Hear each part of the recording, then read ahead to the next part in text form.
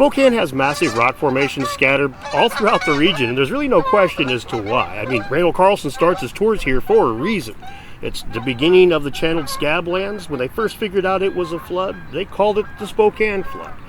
And you can see that all throughout the area. I mean, the city itself, you'll find massive basalt formations with a hotel on top of it, or a business building on top of it, or just sitting right next to a high school. It's all over the place. If you don't look for them, you wouldn't even notice them. And some of the most scenic areas in Spokane are like this, where you have this mixture of rock and water, and it's something that's awe-inspiring to people today, and to the indigenous Americans, it was awe-inspiring to them thousands of years ago. There's a lot of myths about these areas, and we're going to talk about a couple of them today and some possible interpretations. The first one of those would be the story of Coyote Rocks, which that's what these are right here. Hi, my name is Dan, and welcome to Debunking.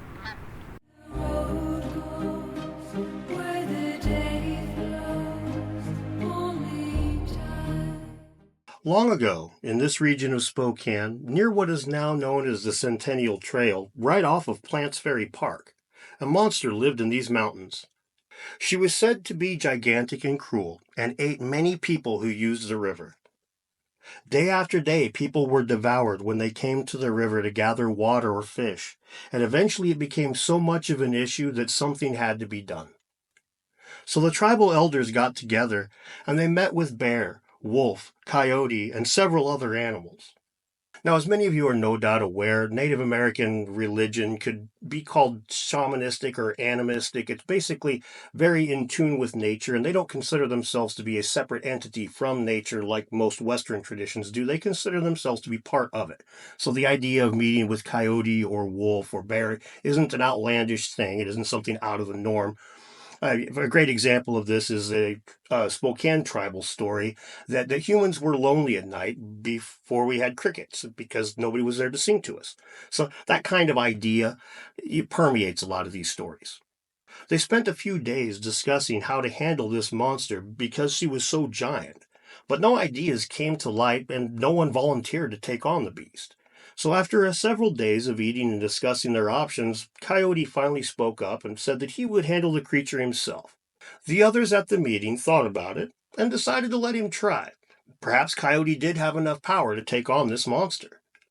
Now, Coyote is, in Spokane tribal tradition, Coyote is a trickster, but not like Loki from like Norse mythology. He's far more benign.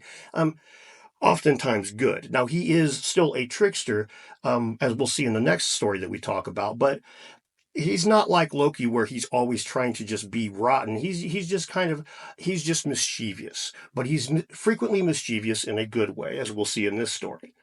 Coyote didn't grab some weapons or try to sneak up on the creature in its sleep. Instead, he climbed this mountain and taunted the beast. "Hey, ugly!" Coyote yelled out to the monster, and she did not take very kindly to this insult and started to throw rocks at the coyote, as one does. But the difference is if we throw a rock at a coyote, it's like this. The rocks that she threw, well, they're these boulders that are in the river here. You can look at the rocks and imagine the size of the monster. She was almost unimaginably big, according to tradition. Well, Coyote, he was clever. He kept moving and kept running and kept talking crap and ran by the bank of the river. It was springtime, and the river was very high, full of water that had run down from the mountains. As the monster chased Coyote, she slipped and fell, hit her head on one of the boulders, and drowned in the powerful river waters.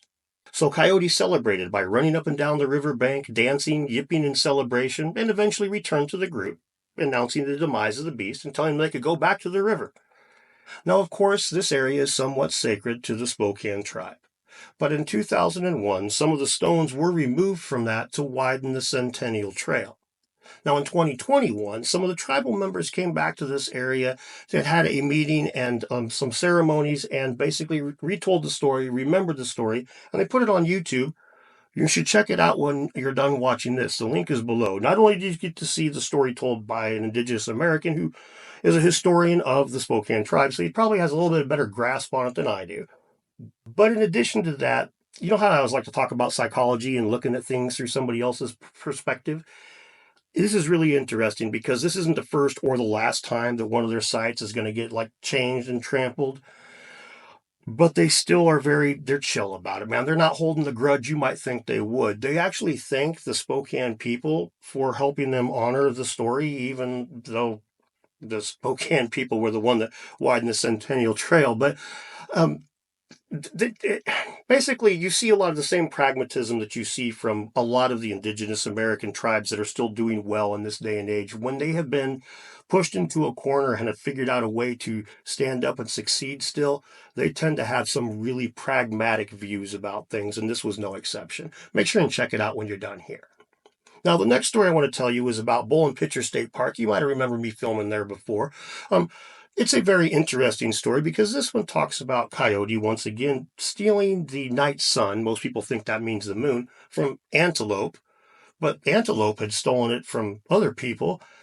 And well, this story is actually recorded verbatim, apparently, in the indigenous language and then translated to English. So instead of just kind of giving you my version of it, I will go ahead and read it to you and then we can discuss it.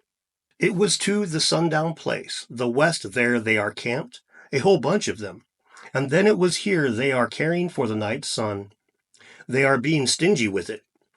Here at another place are camped their different tribe. They thought they'd go steal it. Then they would again put it up in the sky. They would again have light at night. You know about them there. It was dark, dark, dark there in the night. But then the moon tenders already knew. They all knew it was going to be taken from them, their night sun, when in the dark of the night. Then the tenders were going to lie in wait for them, and then they would kill them all. So then 2 antelope were chosen because they were the fastest. Then no one is even going to come near them. Really, that's how it happened. They ran away with the sun. Sure enough, no one could come near them. Finally, again, they arrived at home. They leaned it up here in the outdoors this night sun, and they went in, these 2 antelope. As usual, Coyote heard about this. He ran over there, and sure enough, it was leaning outside there. Boy! He took it and ran. As usual, he didn't watch his step, and Coyote was heard by the 2 antelope, and right now began to chase Coyote. Just as they were going to grab him, with all his might, Coyote gave a push to the night sun. It rolled and fell there in the Spokane River. It lodged among the rocks, and there it is, still there to this day. It shimmers and shines deep in the water.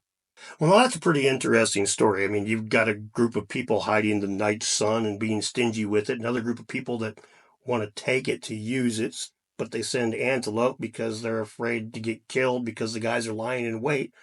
So the antelope steal it, and then the coyote steals it from the antelope and then throws it in the river.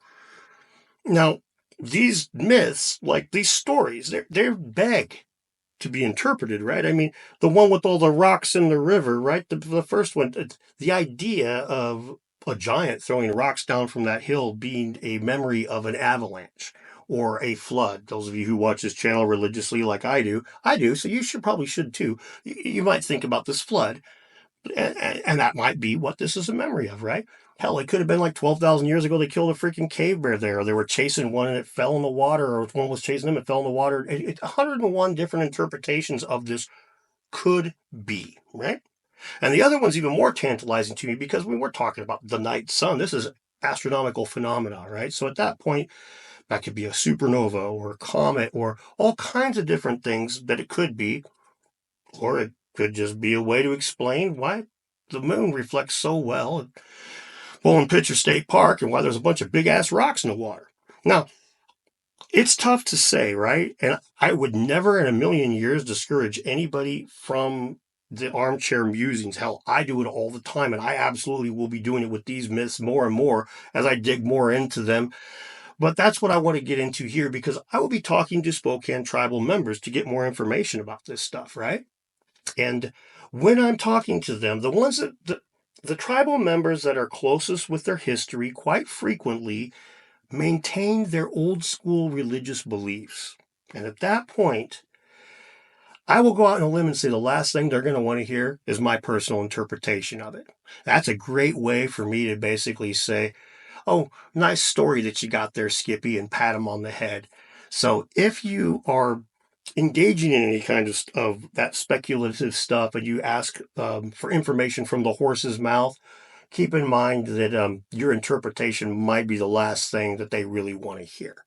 And I'm not, again, not saying that you shouldn't do it. I'm not saying you shouldn't engage in it. I'm saying that there are certain people out there, the people most likely to give you solid information about these old stories are the people also most likely to be offended as fuck if you get in their face and tell them what those stories actually mean. They know what they actually mean.